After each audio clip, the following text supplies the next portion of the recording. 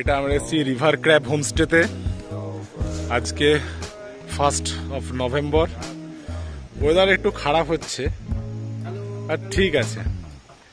আচ্ছা, গৌতম আছে, আমাদের রুম এইটা, আর দুজনের রুম এইটা।